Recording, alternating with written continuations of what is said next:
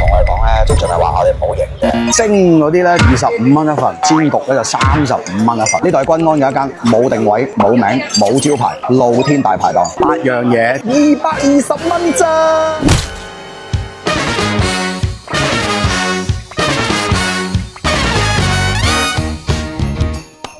喺4個月之前咧，我哋喺個靈溪學校隔離條巷去咧，咪拍咗個全場都25蚊嘅地道順德菜嘅。其實我哋上一次就發覺斜對面有一間咧，因為冇招牌嘅，當時裝咗2裝。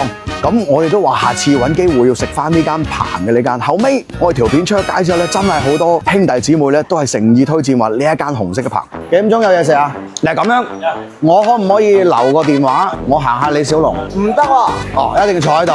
有人坐喺度啊！咁我坐喺度啦，咁而家，所以我今日10點半嚟，係咪好黐線呢件事？啱啱咧有個疑似老闆嘅人行過嚟咧，咁佢又冇話唔俾拍喎，佢咧就話唔好去影相咁樣，咁所以今日咧就注定係冇特寫噶啦，或者特寫就簡單啲、求其啲，冇平時質感咁靚嘅，咁我都非常之尊重佢，我唔會喺評論區咧話俾大家聽嘅。咁但係如果你邊個喺評論區爆咗咧，咁就唔關我事啦。即係有咩魅力可以吸引到佢哋天時雪吹風扇都要過嚟食咧咁樣？冬瓜豬骨湯原本寫嗰個9幾頁嘅，佢今日冇。抹面嗰啲啊！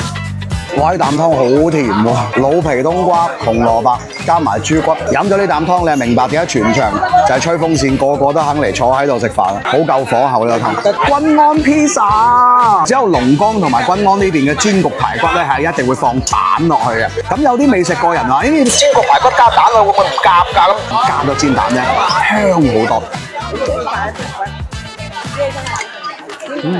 首先蛋香，中間嘅蛋半生熟嘅，即係仲有蛋漿喺度。呢度煎焗好似燒烤咁，好似蜜汁燒烤，個排骨就係鮮脆啦、微焦啦，仲有啲甜甜地嘅回甜味道，幾鬼正！哇！你咩排骨熱死到底啊！勝瓜炒豬面肉，嗱呢碟嘢炒得有水準啦，絲瓜冇瀉水，下邊有少少芡汁。哇！佢焦面肉辣到咧，比糖味一嚿啊！勝瓜啱啱好，食落去又嫩又滑，有鑊氣。蒜蓉炒板藍根。哇！呢條菜都好有鑊氣喎，好味，就係蒜蓉鹽煎焗魚，就係大頭嚟嘅，煎到幾金金黃黃嘅顏色嘅喎。乾身俾嘅香口，啱啱嚿魚雲嚟嘅，哇正到啊！煎焗講求一樣嘢，唔一定要有汁嘅，要夠乾身。啲味餸又可以頂啖九江啊！煎焗魚腸，好大塊啊，好幼嘅腸，應該係鯪魚腸嚟嘅，係啦，有埋鯪魚泡。